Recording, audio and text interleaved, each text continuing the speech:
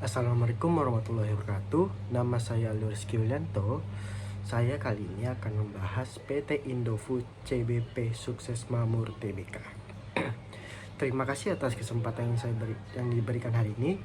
Saya akan membedah bagaimana salah satu perusahaan kebanggaan di Indonesia, yaitu PT Indofood CBP Sukses Makmur Tbk, khususnya produk Indomie, menciptakan nilai bagi pelanggan untuk melalui analisis value chain-nya atau rantai nilai.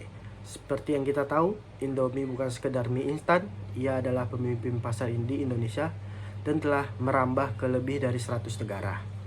Keberhasilan ini tidak terjadi begitu saja, melainkan hasil koordinasi yang luar biasa antara aktivitas utama dan aktivitas pendukung dalam perusahaan.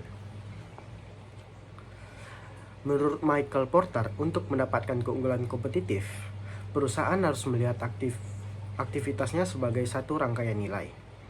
Kita mulai dari aktivitas utama, yaitu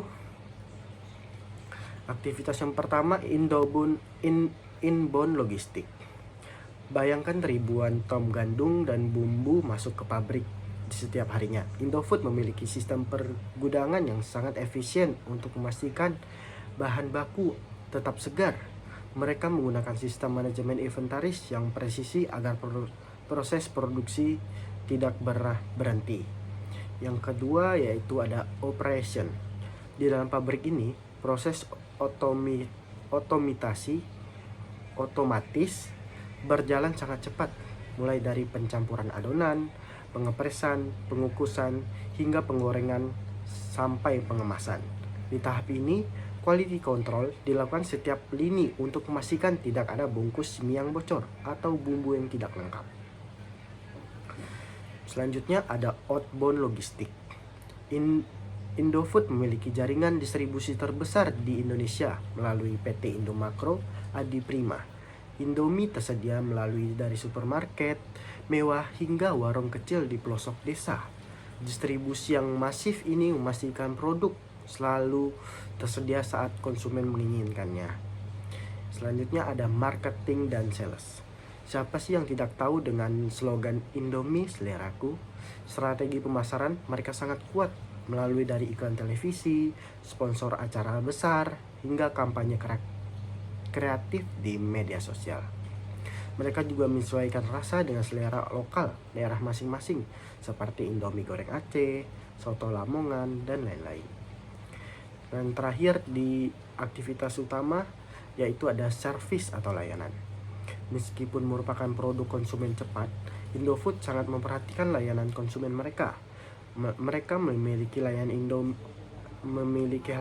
hotline pengaduan konsumen dan sangat aktif merespon masukan di medsos atau media sosial untuk menjaga reputasi merek mereka. Selanjutnya kita lanjut di aktivitas pendukung. Yang pertama yaitu ada firma infrastruktur. Indofood memiliki manajemen yang sangat solid dengan sistem keuangan terpusat dan pemanfaatan ERP yang canggih untuk memantau ratusan pabrik dan gudang secara real time. Yang kedua ada manajemen SDM-nya.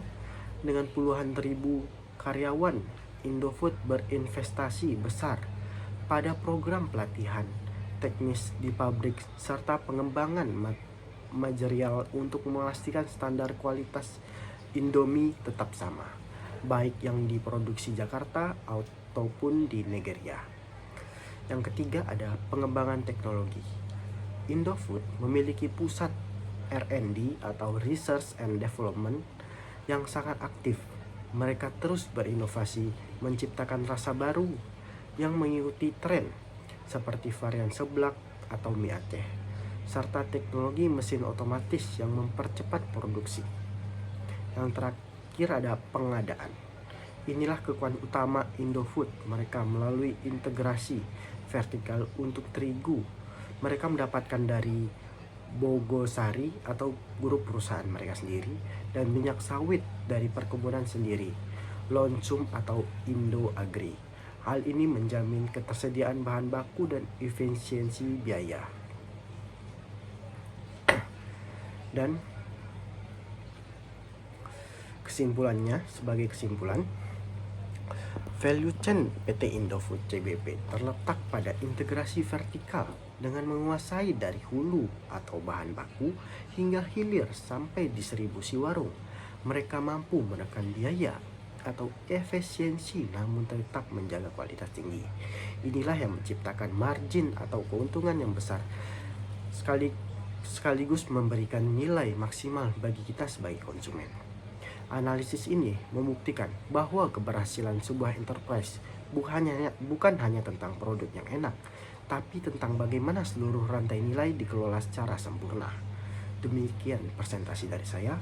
Mohon maaf bila ada salah kata atau kekurangan. Terima kasih. Wassalamualaikum warahmatullahi wabarakatuh.